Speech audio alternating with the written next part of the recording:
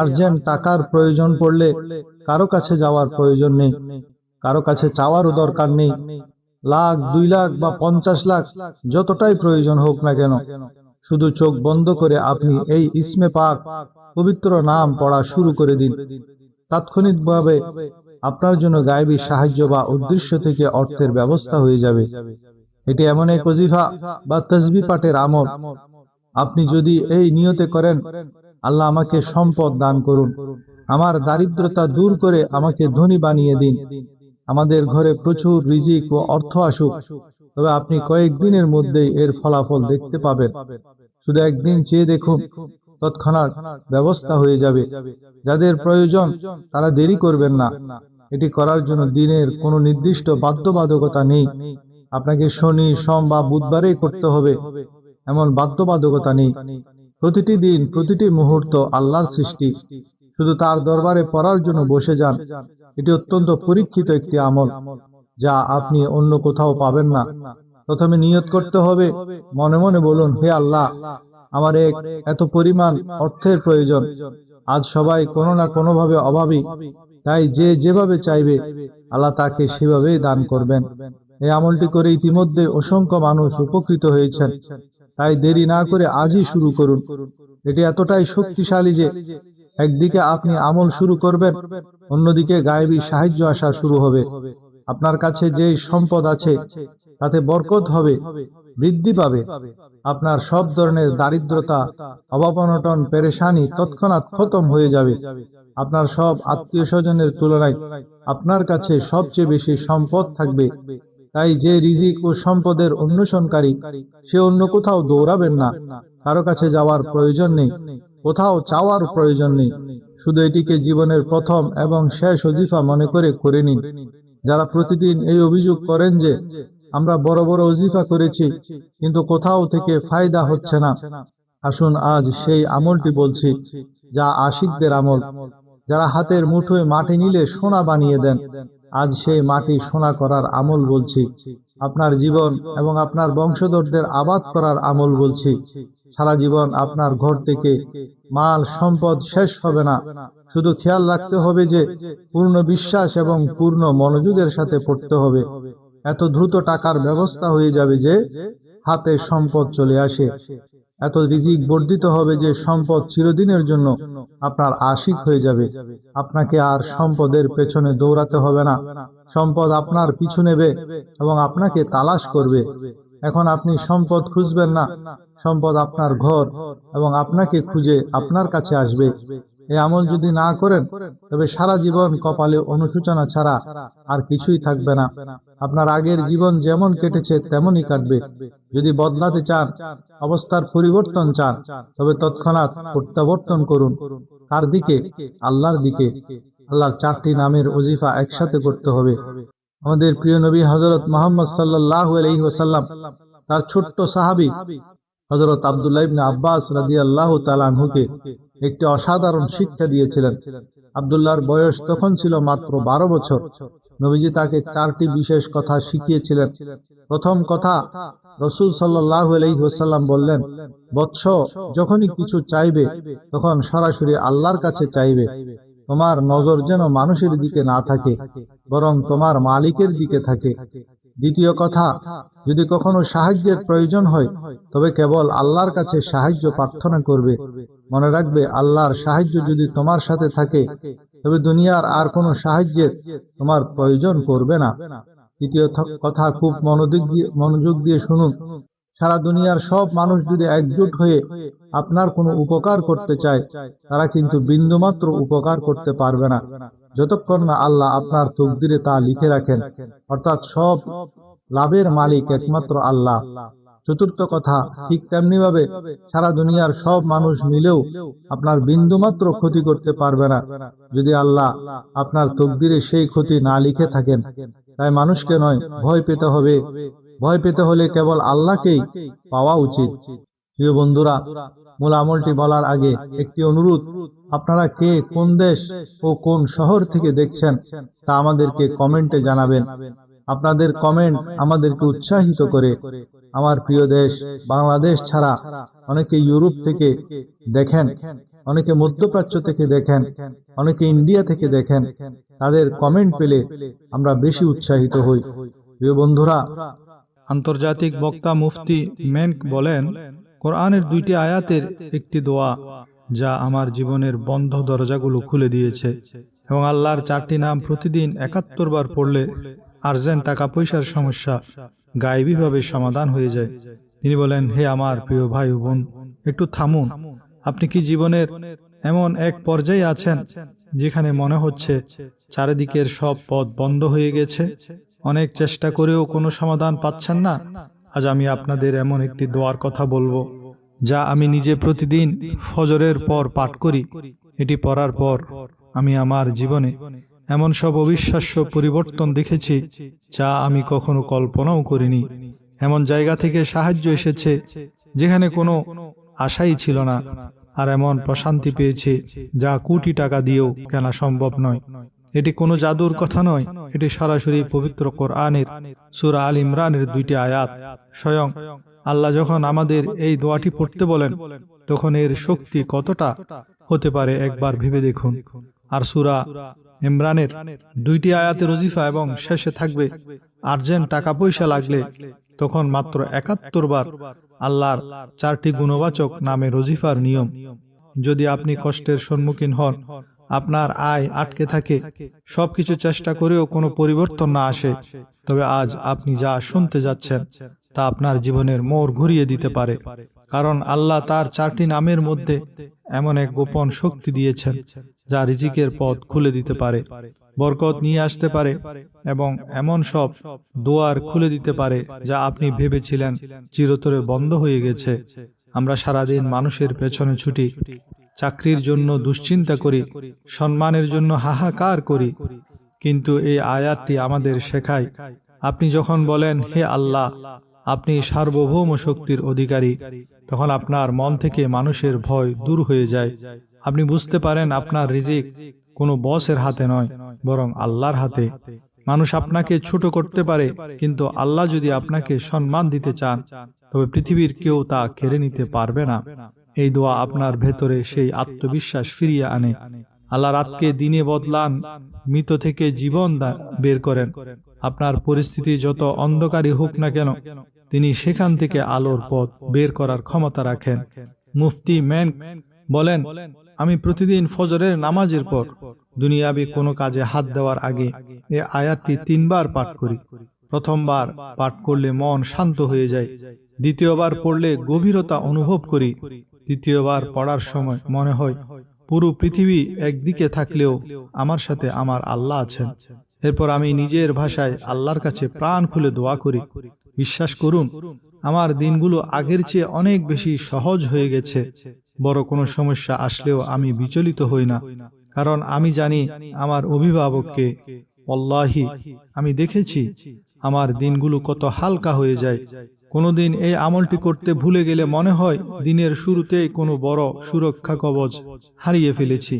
সে আয়াত 2টি হলো, আউযু বিল্লাহি মিনাশ শাইতানির রাজীম, কুলিল্লাহুম্মা মালিকাল মুলকি তু'তিল মুলকা মান তাশাউ ওয়া তানজিউল মুলকা মিম্মান তাশাউ ওয়া তু'ইজ্জু মান তাশাউ ওয়া তুযিল্লু মান তাশাউ বিয়াদিকাল খায়র ইন্নাকা আলা কুল্লি শাইইন কাদির।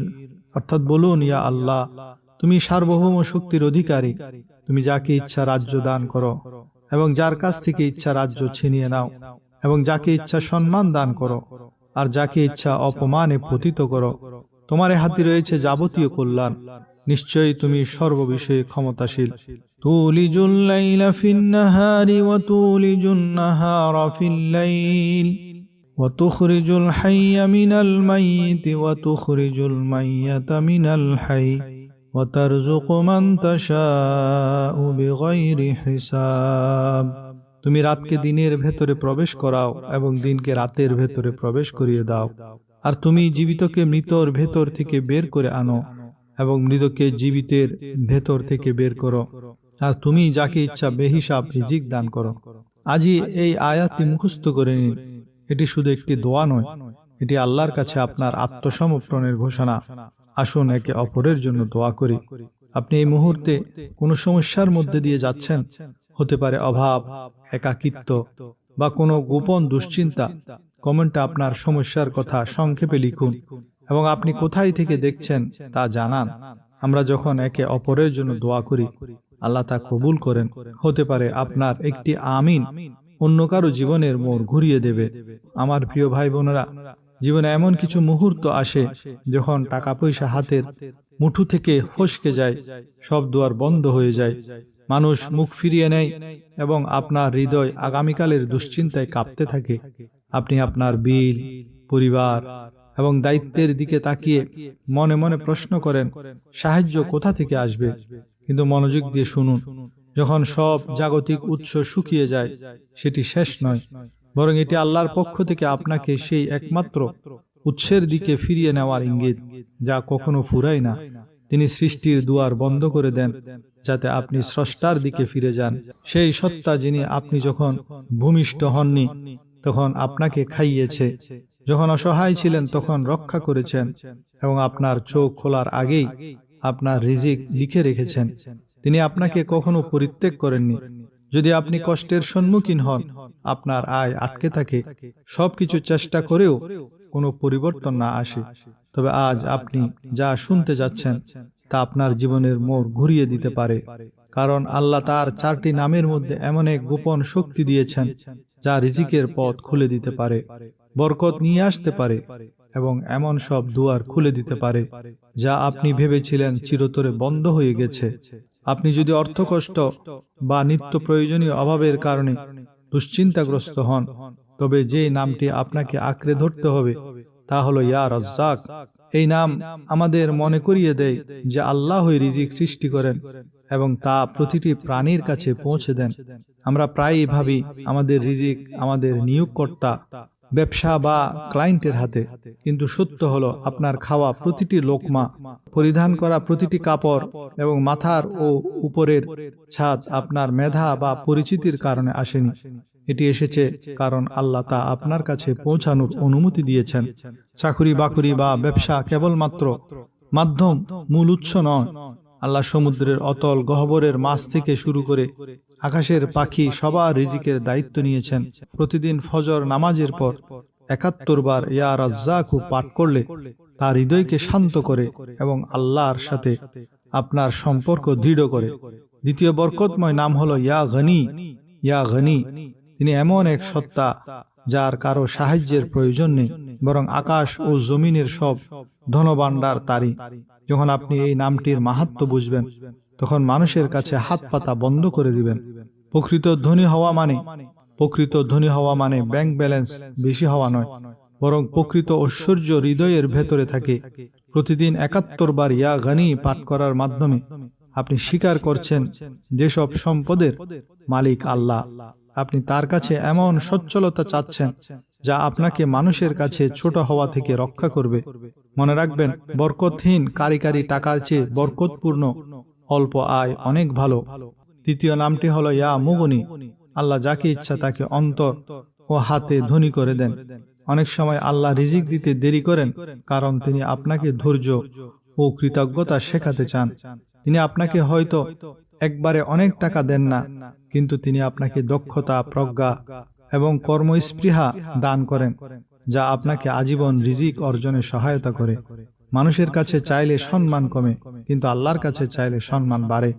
প্রতিদিন 71 বার ইয়া মুগনি পাঠ করে আল্লাহর কাছে সাহায্য চান যেন তিনি আপনাকে স্বাবলম্বী করে দেন। চতুর্থ নামটি হলো ইয়া ফাত্তাহ। যখন সব পথ অবরুদ্ধ মনে হয়, তখন মনে রাখবেন সব চাবিকাঠি আল্লাহর হাতে। তিনি হৃদয়ের দুয়ার খুলেন হেদায়েতের জন্য, আর রিজিকের দুয়ার খুলেন আপনার সচ্ছলতার জন্য। একটি চাকুরিতে প্রত্যাখ্যাত হওয়া মানেই শেষ নয়, একটি ব্যবসায় লোকসান মানেই জীবন থেমে যাওয়া নয়। হয়তো আল্লাহ আপনাকে আরো ভালো কিছুর দিকে নিয়ে যাচ্ছেন।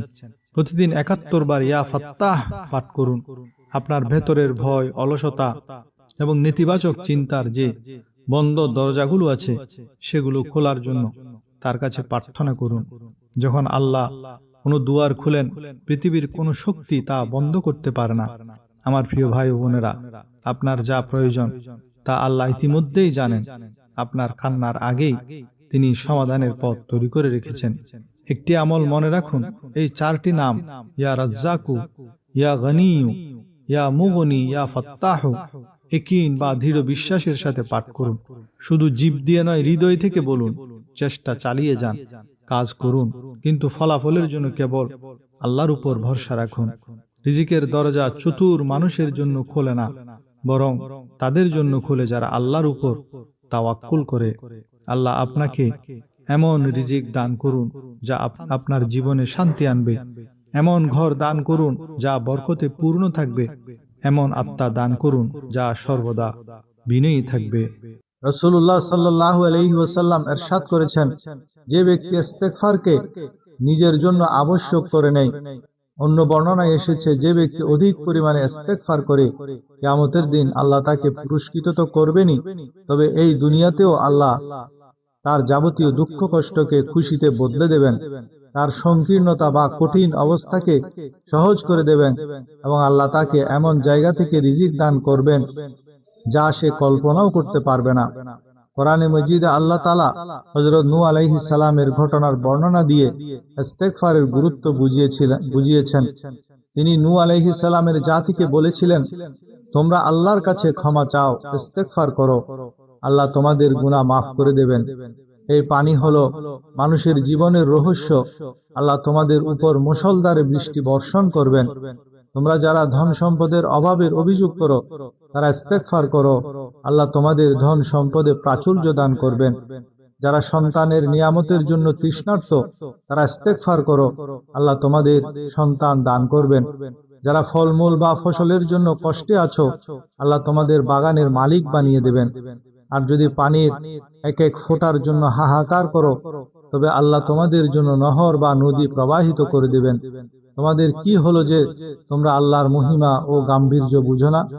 অন্য এক স্থানে আল্লাহ তাআলা ইরশাদ করেছেন, তোমরা ইস্তেগফার করো যতক্ষণ তোমরা বেঁচে থাকবে, আল্লাহ তোমাদের শান্তি ও মর্যাদাপূর্ণ জীবন নসিব করবেন।